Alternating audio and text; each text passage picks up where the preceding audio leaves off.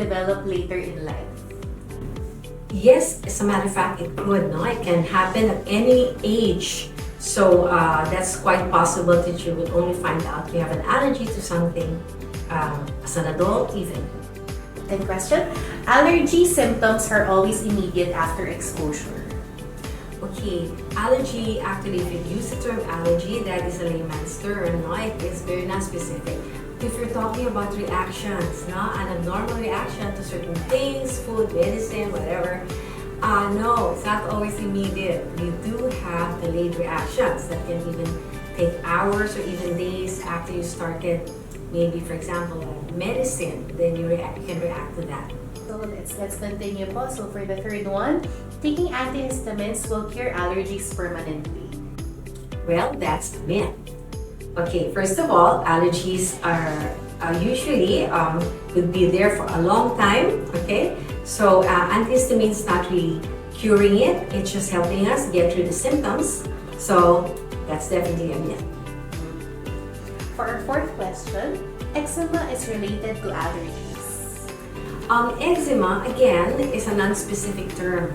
So it indicates something that's very chronic, patches, itchy patches on the skin, rash on the skin. And yes, it could be due to an allergy. It can also be due to other things. But yes, that's one of the more common associations. Okay.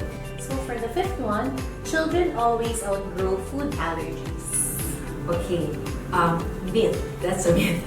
All right. Unfortunately, not all food allergies can be outgrown. Specifically, when we talk about seafoods, for example, your shrimp, and also peanuts. Now, a small percentage could outgrow, but unlike the others, specifically those two, usually you don't outgrow them. For the sixth one, you cannot develop a peanut allergy as an adult. That's a myth. Okay, yeah, for sure you can. Of course, not a lot, but up to 15 to 20% of the time, we can find out that we could be allergic to peanuts after childhood. So for the seventh one, allergic rhinitis is only a minor problem. Oh, that's a myth. Allergic rhinitis, this involves a lot of inflammation, okay, in your upper airway. So that could give you bothersome symptoms, no? So you have your cough, you can have the runny nose and the itching and the sneezing. You can also have coughing, and that could sometimes be really bad, no? And don't forget, allergic rhinitis can be a trigger for an underlying asthma. So if you don't treat your allergic rhinitis, you don't take it seriously, well, then you're going to be having a lot of problems later on. Allergy diagnosis starts with a detailed medical history.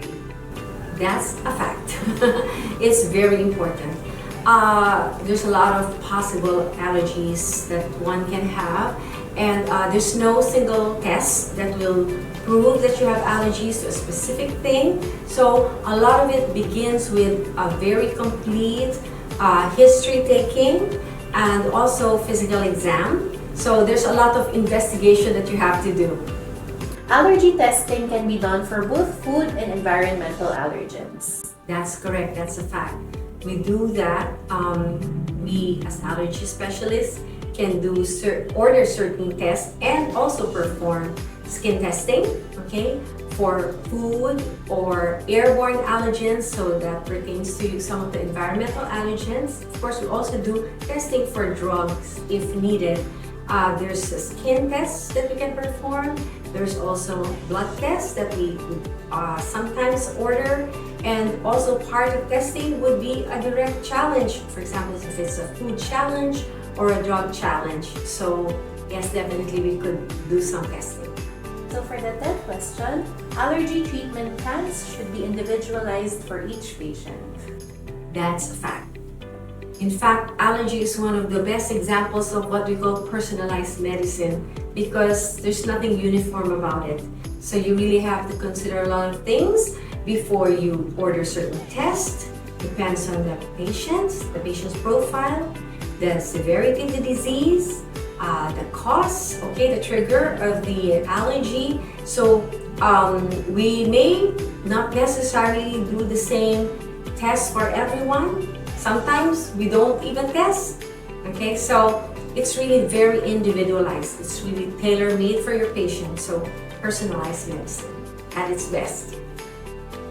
When should someone see an allergologist? Well, if there's any inkling, anything that will make you think that you might have a reaction to anything, so it can be food or some medicine or something around you where you're not supposed to react to, okay? It's a good idea to talk to your main doctor. It can be your pediatrician or it can be your internist, and maybe ask them if it's okay to be referred to the allergist.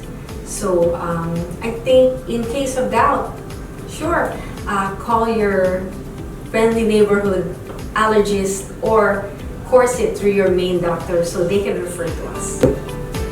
Hello everyone, my name is Dr. Joni Santos-Ocampo, and I'm an allergy and immunology specialist. I'm one of the board's certified specialists for allergy and immunology in the Philippines.